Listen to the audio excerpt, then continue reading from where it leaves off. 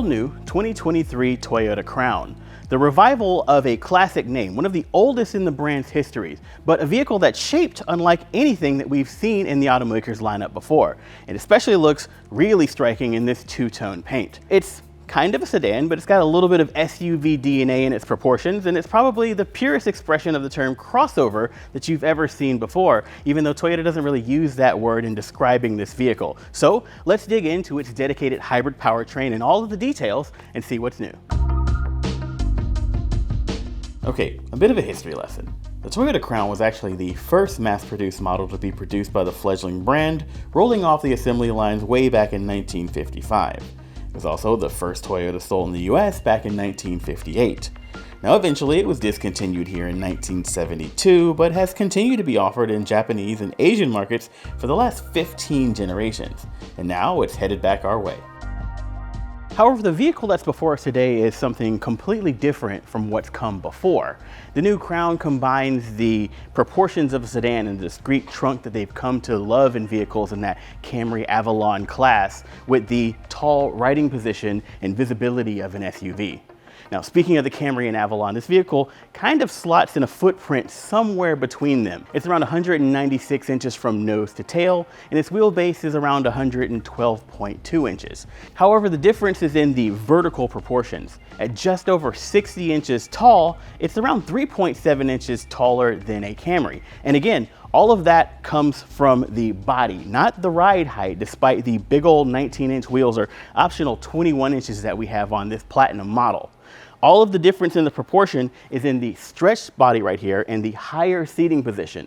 Again, that's going to give you better visibility from behind the wheel. And also, one thing that's really nice about crossovers that you're getting here is easier entrance and exit. You don't have to sit down into it like you would with a sedan. You just sort of step in a little bit easier. And for older drivers with maybe not so great knees, that's a really good selling point.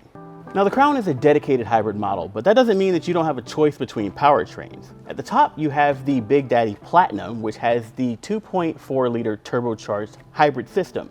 It's got an electric motor up front in addition to that turbocharged engine, and a second water-cooled electric motor on the rear axle. It has full-time all-wheel drive, and you're looking at a total of 340 horsepower. Now, at the lower trim levels, you have the standard Toyota hybrid system. That's a naturally aspirated 2.5-liter hybrid with an electric motor up front, and again, an on-demand, in this case, electric motor on the rear axle. You're looking at around 236 combined horsepower for that one. That's also going to be the most efficient way to get your Crown, looking at around 38 miles per gallon combined versus 28 miles per gallon for the Hybrid Max here. Still pretty good.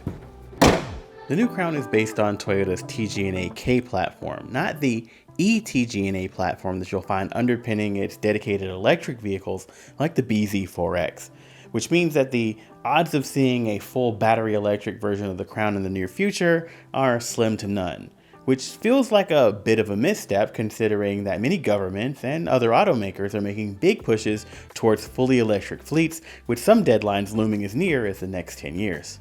Another missed opportunity is that Toyota isn't offering the new Crown at the very least as a plug-in hybrid. I think that a bigger battery and a bit of electric range, even if just for the top spec model, could go a long way towards helping to future-proof the new Crown. And it could help it serve as a bit of a gateway drug for shoppers who are on the fence about plugging in, as Toyota makes its own slow transition towards an electrified fleet. Still, there's no telling what Toyota has up its sleeve for the near future, and maybe on a drawing board somewhere there's a plug-in hybrid version of the Crown waiting to debut in the near future. Then again, maybe not. Now, as I mentioned, most of the difference in the overall height comes from the shape of the body, the proportions of the vehicle itself, not by just stacking a bunch of spacers on the suspension for a bunch of extra ride height like you get with some crossovers. And that means you can still expect pretty good sedan-style handling. Up front, we've got McPherson struts, and out back there's a multi-link suspension regardless of what trim level you get. Going for the Platinum model right here actually upgrades you to adaptive dampers that do a better job of handling the balance between comfort over bumps and dynamic driving in the corners. And that's going to pair well, I think, with all that horsepower we've got under the hood. Now, as I mentioned, 19-inch wheels are standard. On the limited model, you can get optional 21s, and those 21s are going to come standard here on this top spec Platinum model.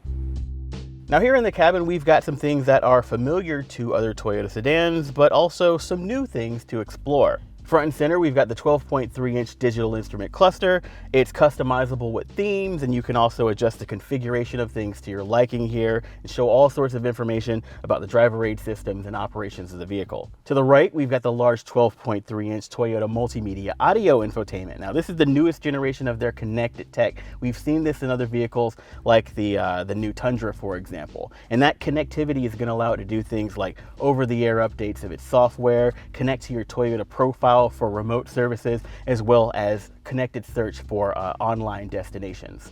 There's also the Hey Toyota hot word, so you can initiate a search without actually having to take your hands off the wheel. Not right now, Toyota. Just below that, we've got physical controls for your climate controls. Thanks for that. I really appreciate buttons for things like heated seats and knocking the temperature up and down. And just below that, we've got a big old cup for wireless charging of a smartphone. And to the right of that, we've got a pair of USB Type-C ports for charging passenger devices. There's also a pair of ports in the back seat for those guys too.